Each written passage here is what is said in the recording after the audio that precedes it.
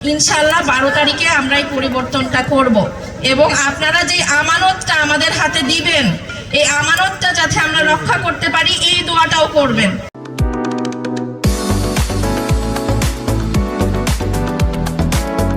এই দেশের এত মানুষ এত সমর্থক মানুষ এইভাবে হবে না ইনশাআল্লাহ, এবং এটা উন্নতির দিকে নিয়ে যেতে হবে। এবং আমি তিনটা জিনিস আপনাদেরকে শুধু একটু মনে রাখতে বলবো যে ইলেকশনের সময়, একটা হচ্ছে যে এই একতা, এই বিভাজনের বিরুদ্ধে কাজ এক নাম্বার। 2 নাম্বার হচ্ছে যে উন্নতি, জীবন কোনোদিন পিছিয়ে যাবে না, জীবনকে সামনে নিয়ে যেতে হবে এবং যে এই সামনে সাহায্য করবে তাকেই আপনারা ভোট দিবেন। 3 নাম্বার হচ্ছে এই ভোটটা কিন্তু একটা আমানত আমাদের জন্য, আর এই ভোটটা হচ্ছে আপনাদের জন্য একটা ডিসিশন যে আপনারা নেক্সট 5 বছর আপনারা নিজেদের জীবনকে কিভাবে দেখতে চান। এটা কিন্তু 1-2 মাসের কথা না, এটা 5টা বছরের কথা। এবং এই 5 বছর পর যখন আরেকটা ইলেকশন হবে, এইখানে যে স্ট্যান্ডার্ডটা সেট করা হবে ওইটার উপরেই কিন্তু পরের 5 বছরটা গঠিত হবে।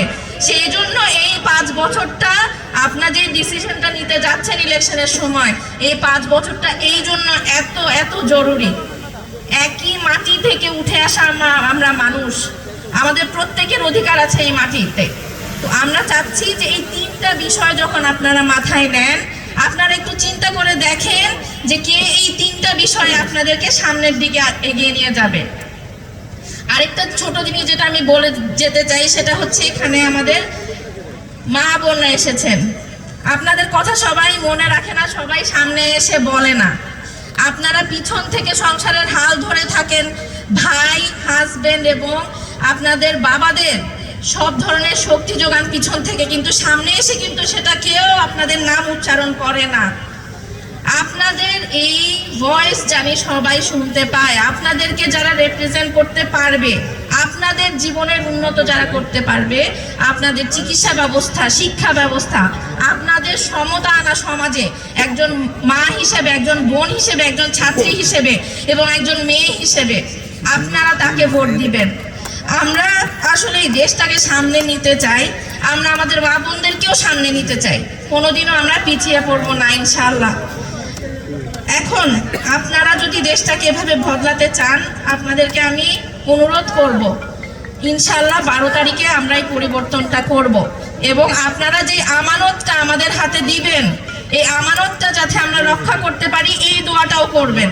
কারণ ভোট দিয়ে কিন্তু শেষ হয় না, ভোটের পরে যে আমানতটা ঘাড়ে আসে এটার পুঙ্খানুপুঙ্খ হিসাব মানুষের কাছে না দিতে হলেও যে আল্লাহর কাছে এবং আমাদের খোদার কাছে দিতে হবে যে আমি এই ভোটটা নিয়ে আমি কি করছি, আমি মানুষকে সুবিচারের মধ্যে নিয়ে আসছি কিনা। এই আমানতটা জানি আমাদের হাতে সুন্দরভাবে আসে, এই প্রত্যাশা আমি আপনাদের কাছে চাই।